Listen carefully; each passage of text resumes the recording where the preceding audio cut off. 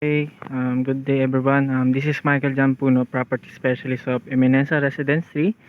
Ngayon po, ang location po natin nasa San Jose del Monte, Bulacan po tayo. So, familiar po tayo sa San Jose del Monte, Bulacan, also known as the Rising City. 100% po na flood-free po siyang location. Ngayon po, andito tayo sa may Eminenza Residence 3, sa labas po nito. Ayan po yung landscape niya. One entrance, one exit. So, pasukin po natin. Kagandahan po dito sa location, guarded po siya ng 24/7. So ayan. Ang malapit na establishment po dito, hospital, Grace Hospital, Skyline, Qualimed. Then school po natin, LCC, Academia, University, PSU. So pasukin po muna natin. So nasa gitna po ang guard. Yan po. So malapit po ito sa Star Mall San Jose. Then meron din pong SM San Jose. So ongoing construction po siya. Tapos na po, almost done po yung block 1. Ito yung block 3. So almost done. Ang una pong dinedevelop dito which is drainage system, then the road. After po ng road, yung mga unit na po. So kagandahan kasi dito sir, ma'am, all single attached. Regular cut po nito 72 square meter. Meron din po kami mga bigger lot. Kung naghahanap po kayo ng ready for occupancy, pwede naman po itong location na to. Ito po siya. So pwede natin puntahan yung model unit na naka-dress up. Anyway sir, Eminenza 1 is located po sa Along Quirino Highway, Barangay Kaipian. Walking distance po siya sa Star Mall. Eminenza 2, malapit po siya sa Pacific Waves na resort. Then yung Eminenza 3, ito pong location na to, nasa gitna po tayo. So advantage po nito, walking distance lang din naman po siya sa along the highway. So andito na po tayo sa model unit. So yan po ang mga katabi niya. Ito po yung block 2, 72 square meter. Yan po yung lote niya. Car garage, 3 septic tank.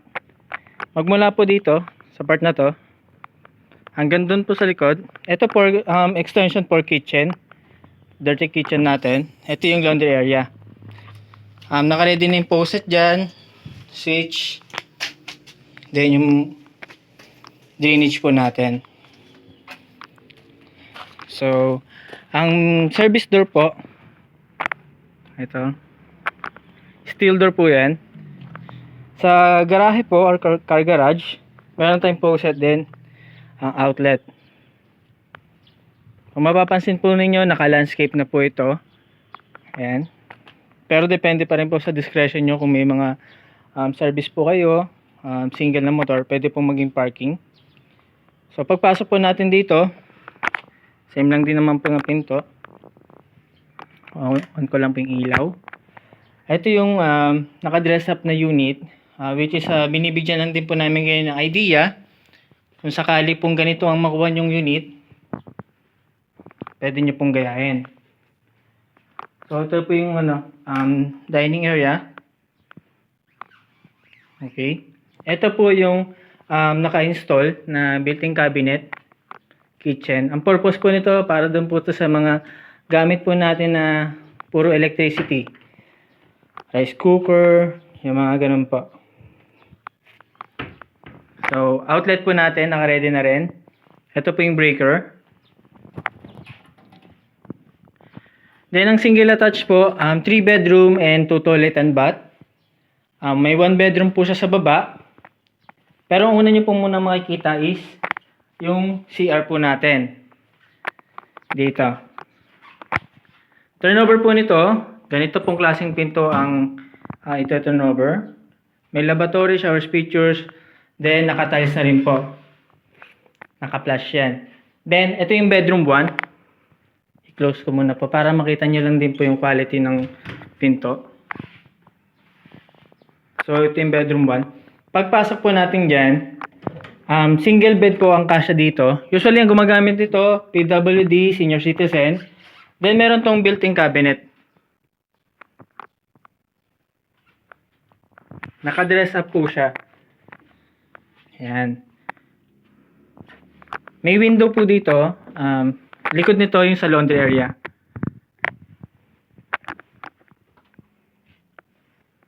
Advantage ng gantong unit, may warranty po siya. 15 years warranty sa mismong unit na to, sa single attach na to. Then 6 months sa workmanship ng tao. Then sa roofing po, 10 months. Sa hagdan po, concrete slab po siya ng finish sa solid woods. Ang railings po natin is metal. Ito po yung hawakan po natin, wood po. So, yan po. Dito sa ilalim ng stairs, depende po sa discretion nyo kung ano po maging plano nyo po. Pwede siyang maging storage.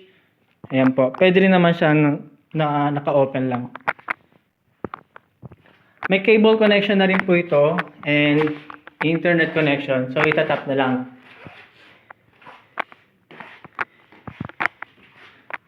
So, kung ano makikita nyo po dito is yung comfort room. Same specs po, kagaya po sa baba. May shower features, toilet and bath, lavatory, nakatiles na rin po.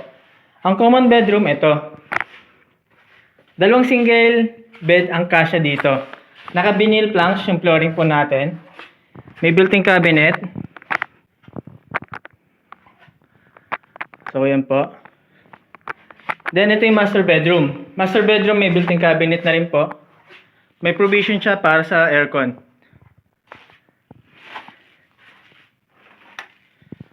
So, yan po. King size po ang kasya dito. So, yan. Ito yung mga internet connection outlet natin. Switches. Sa built-in cabinet, spacious po yan. What I mean is, kasya po. Pwede tao yan. Kasya po ang dalawang tao. So, malaki po yung space niyan. Meron din pong sa taas yan. So, gamit na lang po talaga ang kailangan.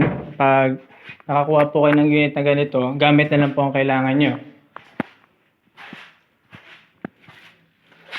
Para po sa detalye o impormasyon po ng gantong bahay, pwede nyo po kontakin sa 0955-429-9891, then 0951-6979-241. Then may vlog din po ako sa YouTube. Search nyo lang po yung Michael Jan Puno. Or pwede nyo po kung i-direct message. Always online naman po. For site visit, pwede tayo magpa-schedule para po mabigyan po namin kayo ng assistance. So, yan po. Maraming salamat po.